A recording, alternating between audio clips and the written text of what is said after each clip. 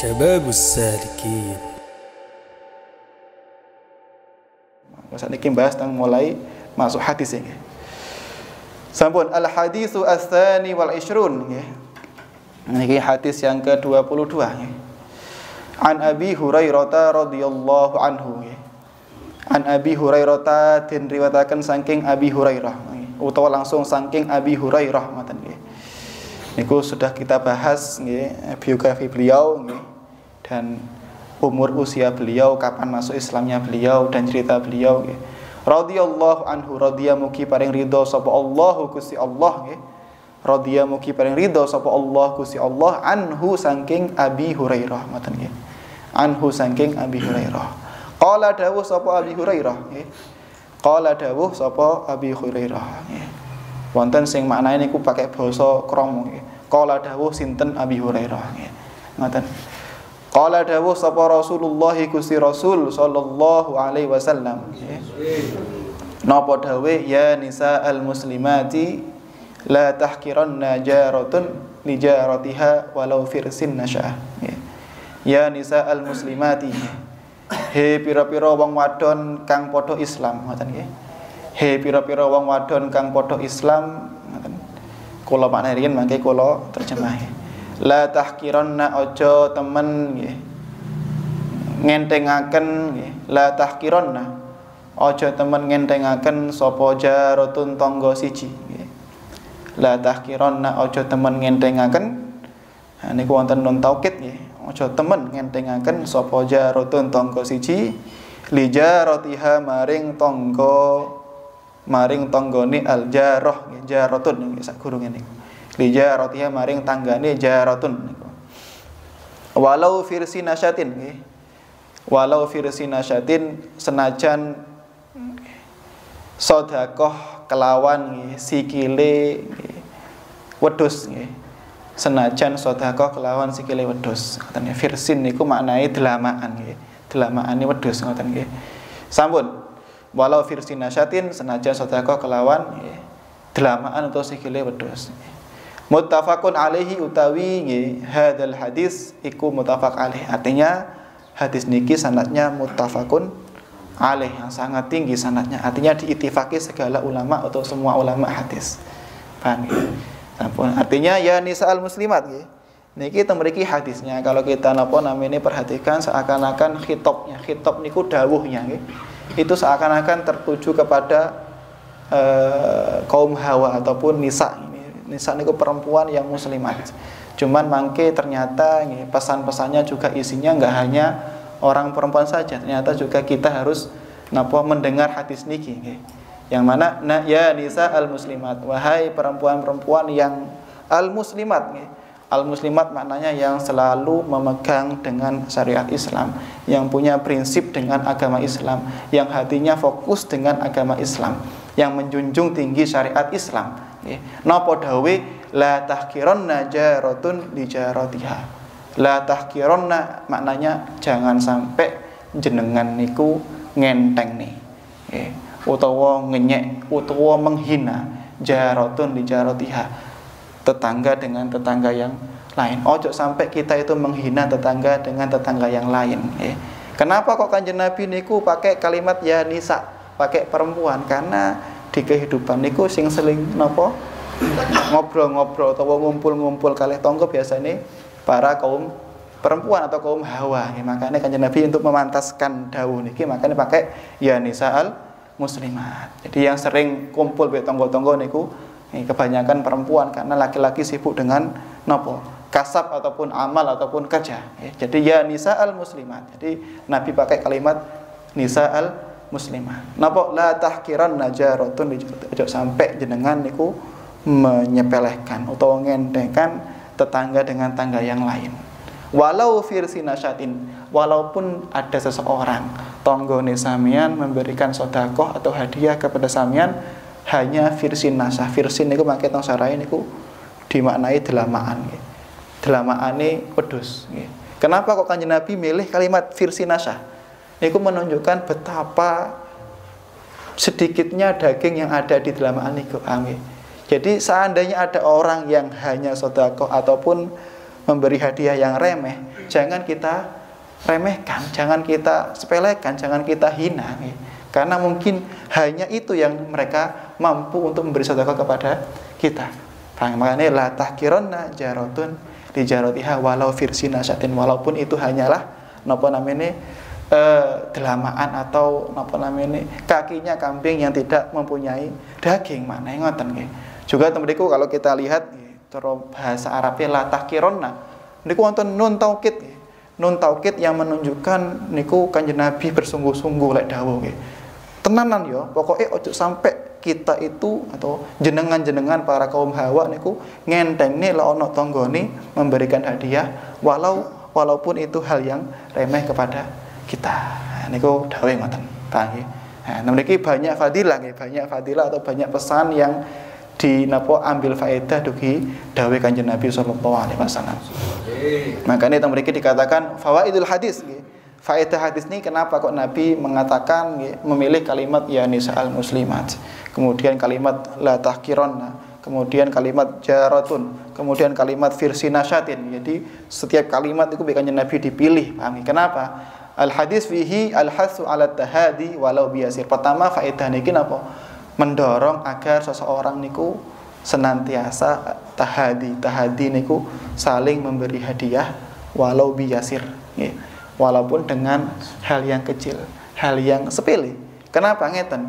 Sebagian ulama mengatakan sedekah ataupun hadiah dengan hal yang sepele itu lebih afdol daripada sedekah yang besar. Maknanya ngeten. Kenapa? Karena wonten hadis yang lain mengatakan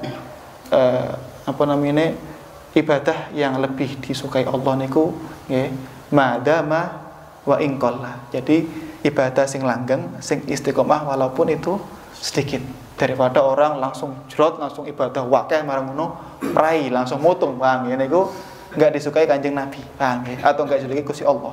Paham ya? Sama kalau sedekah ataupun hadiah yang merupakan itu adalah notabene adalah ibadah, maka orang kalau sedekah dengan hal yang besar kemudian diistiqomahkan itu akan merasa berat. Tapi kalau paham ya, sedekah dengan atau hadiah dengan hal yang sepele atau hal yang remeh atau yang sedikit tapi istiqomah itu lebih baik daripada sedekah langsung brek tapi langsung prai setahun. Paham ya? Nah niku jenenge al-hasu ala tahadi walau bil yasir. Jadi mendorong kita untuk saling memberi hadiah walaupun dengan hal yang yasir, yang sedikit nggih. Kenapa? Li'annal katsira qad la yatayassaru kullu waqtin. Karena hal yang besar, hal yang banyak, sedekah dengan hal yang banyak niku terkadang orang tidak mungkin bisa kapanpun setiap waktu memberi sedekah atau hadiah nggih. Wa idza tawasala al yasir niki sara kasiran. Ketika orang niku nggih terus menerus sedekah dengan hal yang remeh atau hal yang kecil, hal yang sedikit, maka itu sama halnya dia sedekah dengan hal yang besar. Makanya kula nate pernah imut nggih. Ketika kula teng Yaman niku guru kula sempat dawuh ngeten, sampean usahakan santriku usahakan setiap harinya niku sedekah. Walaupun sedekah 100 real. Terus sakniki niku 500 repes nggih nang kanca nggih. Tapi setiap hari. Kenapa? Itu menghilangkan rasa bukhel kepada hati kita. Karena kita kulino nggih. Jadi kita enggak memandang berapa yang kita beri, tapi kita memandang kita harus membiasakan kita memberi kepada orang lain. Jadi lah sudah punya watak biasa memberi, makanya ketika kita punya harta banyak kita juga gak keberatan atau kulino akan memberikan sesuatu. Paham ya? Nah, kemudian ya nisa'al muslimati la tahkironna jaratun li jaratiha walau firsin nasyah. Maka ini sempat diceritakan ya. Melihat ngeten ya. Wonten kisah teng zaman dahulu niku Al-Imam Abi Bakar nggih. Imam Abi Bakrin Al-Adni niku putrane Al-Imam Abdullah bin Abi Bakar Al-Idrus. Jenengan lek sempat mirang ono Habib nggih. Ono Habib kok julukane Al-Idrus. Niku mbahe jenenge Abdullah nggih. Abdullah bin Abi Bakar nggih. Kenapa kok beliau dijuluki Al-Idrus? Nah niki ngeten sejarahnya. Jadi Abdullah masih muda niku punya guru hak, guru murabbi nggih. Namine Al-Imam Jamalul Lail. teng Yaman mriku nggih. Waktu itu Imam Jamalullail, seorang guru Abdullah masih muda niku ngundang buat acara, ngundang setiap tokoh ulama hadir di rumahnya. Paham nggih? Setelah acara, paham nggih? Seperti biasanya napa teng tarim niku wonten musafahah, ono salaman. Kayak kita setelah melakukan salat Id ngoten niku salaman mubeng mlaku, paham nggih? Jadi setiap orang, setiap tokoh, setiap tamu undangan mesti salaman karo masyarakat yang hadir di situ juga, paham nggih? Enggak luput juga dengan Abdullah yang masih muda niku, paham nggih? Pun. Kemudian ketika salaman, semua tokoh, semua undangan niku disalami, disungkemi mbek Abdullah. Wonten satu, ada orang pakaiannya pakaian ulama, lengkap aksesoris, tasbih, tongkat, subhan niku lengkap, paham nggih? Lengkap semua. Nah, kebetulan ketika Abdullah masih muda, masih kecil niki salaman niku mboten salaman. Malah wajahnya dikampleng. Dikampleng. Lah momen itu dilihat semua orang. Kok iso arek cilik wani-wani ini ngampleng karo seakan-akan ada orang yang berpakaian syekh, paham nggih? Nah, tapi enggak dengan gurunya Jamalullail, paham nggih? Jamalullail melihat Abdullah masih muda niku ngampleng seorang syekh yang pakaiannya serba aksesoris niku, malah guyu, paham nggih? Guyu. Mari ngampleng, beliau kalau enggak salah kata, ya syaiton roh, wahai setan ngalio sira, minggat to, paham nggih? Ternyata dia adalah jin yang berwujud ataupun menyerupai manusia. Dari situlah gurunya Jamalullail mengatakan, hadzal Idrus, iki arek cilik bakal jadi macan, paham nggih? Al Idrus maknanya macan kecil, paham nggih? Makanya dia sudah kecil bisa tahu lek iki wong ataupun dia jin. Makanya ketika besar beliau dijuluki Abdullah Al-Idrus. Nah, makanya sampean lek ono Habib apa Al-Idrus, bae sampean jeneng Abdullah. Paham nggih? Kemudian beliau juga dijuluki Sultanul Malak nggih teng Yaman niku. Sultan niku napa namine? Raja Al-Malak juga rajane raja. Jadi ketika di zamannya beliau itu menjadi wali yang paling tinggi di zamannya. Nah, beliau punya putra namanya Abi Bakar nggih Al-Adni. Paham nggih? Nah, niki beliau pernah nggih. Beliau adalah orang yang sangat kaya. Ini waliullah yang sangat kaya. Kemudian mendengar kalau di sebagian di daerah Tarim itu ada sebuah desa yang sangat membutuhkan bantuan. Sangat kritis, sangat membutuhkan bantuan. Walhasil mendengar Imam Abi Bakar mendengar niku, kemudian beliau bersedekah atau menghadiahkan 1/4 hartanya untuk sinten? Untuk desa itu yang sangat membutuhkan. Di hari itu juga, kalau nggak salah ada saudaranya, kakak atau adiknya. Kalau nggak salah namanya Imam Ali. Ini ku masih atau adik Imam Abi Bakar. Beliau orang yang sangat miskin. Nemen kiri ini, bedo satu dulu bedo. Nemen kiri ini. Beliau waktu itu hanya mempunyai ono roti bentuknya bunder. Roti bentuknya bunder. Nah, kemudian beliau ngetok di separuh, jadi separuh roti ini niku diberikan disedekahkan kepada orang-orang yang membutuhkan niku, desa yang membutuhkan niku. Setelah selesai sedekahnya selesai, kemudian diproses, kemudian orang-orang bertanya, ataupun Imam Abu Bakar mengatakan saiki aku takon awakmu yo. Karena beliau itu orang yang kaya, yang terkenal, ulama yang terkenal dengan kekayaannya. Aku karo cacakku iku luwih afdol ndi? Aku sedekah 1/4 hartaku. Cuma cacakku mek sedekah separuh roti, paham nggih? Lebih afdol mana? Semua orang mengatakan lebih afdol jenengan karena jenengan sedekah dengan hal yang sangat banyak. Enggak, jare beliau ndak, tetap afdol cacakku. Kenapa? Karena aku hanya bisa sedekah 1/4 hartaku, tapi cacakku hanya roti itu yang dia punya. Dia menyedekahkan separuh apa yang dia punya. Karena dia hanya punya roti, paham? Dan dia hanya menyedekahkan niku separuhnya, ya sudah. Jadi separuh banding 1/4 lebih banyak separuh. Maka yang lebih afdol adalah cacakku atau Imam Ali niku. Maka ini sedekah itu yang bukan yang dilihat adalah berapa banyak yang kita berikan, tapi dari kita berapa yang kita punya yang kemudian kita berikan kepada. Sami dengan kita melihat cerita para wali, wonten juga sejarah cerita tentang sinten sahabat. Waktu niku sahabat Umar radhiyallahu anhu Al-Faruq, paham ya.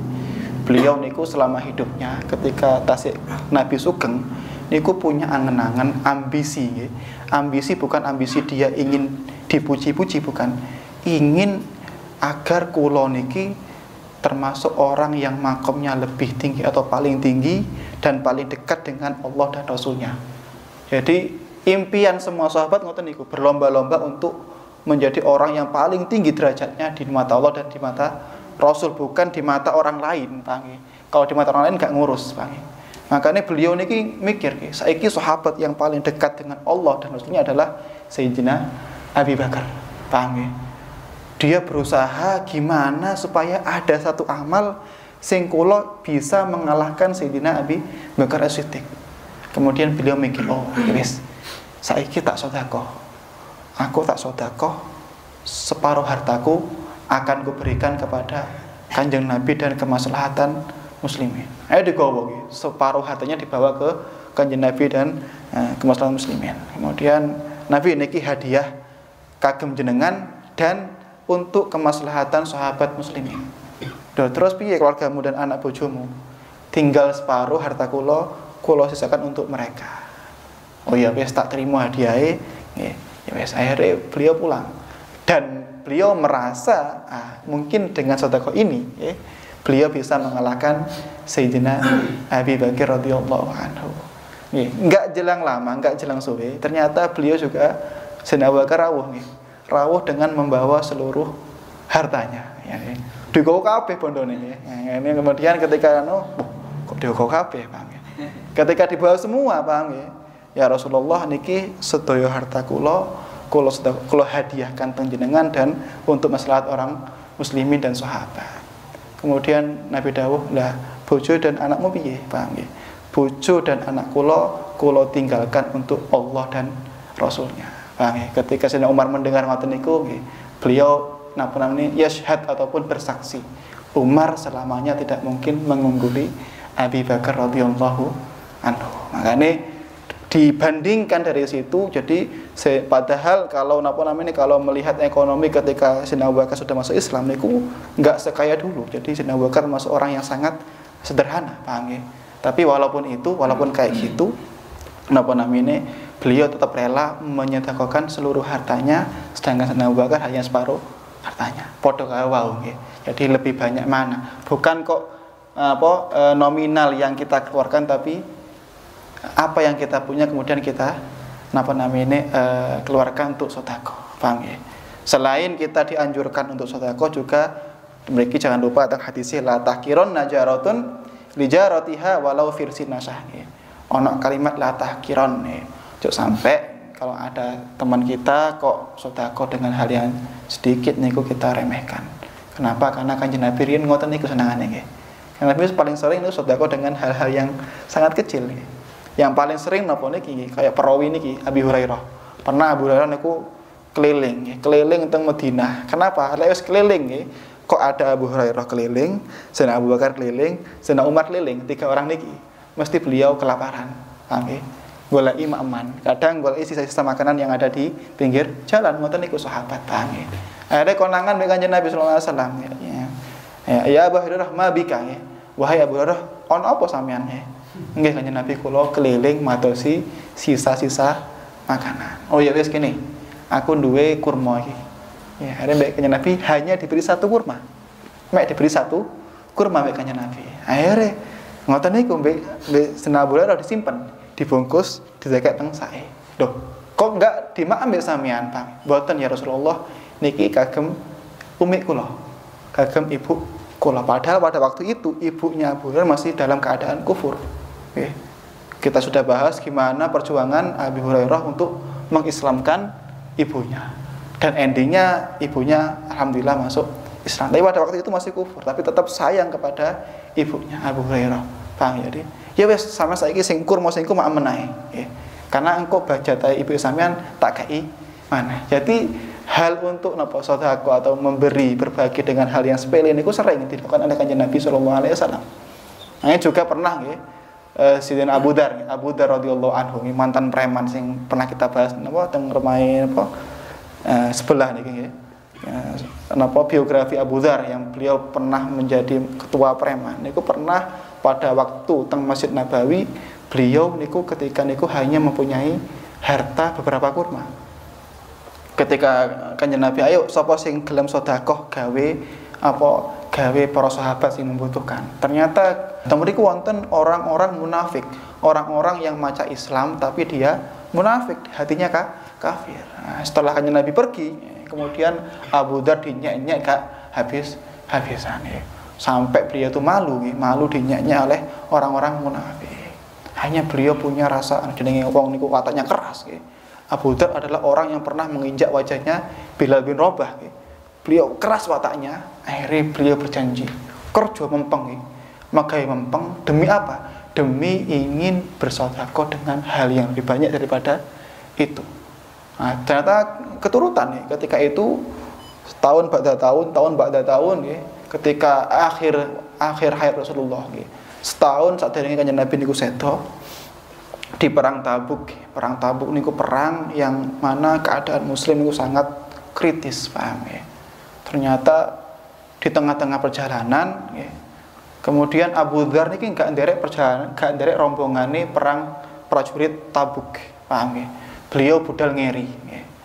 Ketika tengah-tengah padang pasir ya, ketika padang pasir biasanya ketika kita di cuaca yang panas niku biasanya sering ketok fata morgana ya. Kayak banyu-banyu ngoten, bayang-bayangan ngoten niku. Nah, ternyata ketika istirahat sahabat, Kanjeng Nabi melihat ana bayangane wong mlaku siji.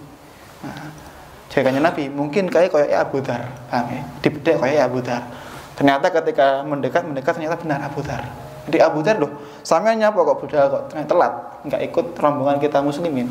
Nggih ya Rasulullah, kula beto niki. Beto banyak karung ya. Lho apa iki?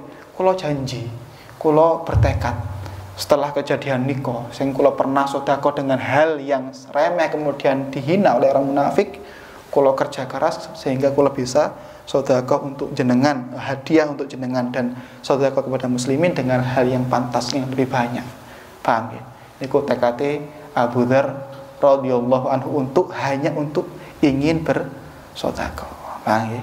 Makanya ya nisa al-muslimati la tahqiranna jaratun lijaratiha walau firsin nasyah. Jangan sampai kita meremehkan atau ngeten nggih wonten faedah niki wa isqatut takalluf nggih. Juga hadis niki napa berfaedah untuk isqatut takalluf, menggugurkan untuk takalluf. Apa takalluf niku ngeten nggih. Misalkan biasane koyo wong Jawa ataupun wong Madura niki ketika ada tamu nggih, ada tamu istimewa. Kita waktu itu enggak punya napa-napa nggih. Cuma berhubung ana tamu, kita wani-wani membeli hal yang di luar nalar kita niku kirang sae. Jadi sedekah ikramid dhaif niku sae. Bahkan ada yang mengatakan sangat dianjurkan. Sampai ada hadis yang bunyinya niku seakan-akan ikramid dhaif itu hampir wajib, ngoten nggih. Kenapa? Karena sangat bagus nggih. Tapi harus ada batasnya. Harus ikram ya, memuliakan dengan semampu kita. Jangan sampai kita niku memuliakan tamu di luar batas kita sampai kita pinjam ataupun dengan memakai cara yang enggak lazim. Makanya mriki juga kenapa kok al-hasu ala tahadi walau biasir, membiasakan kita, mendorong kita untuk hadiah walaupun dengan hal yang yang remeh. Karena kalau kita ikramid dhaif kemudian di luar kemampuan kita itu enggak bagus.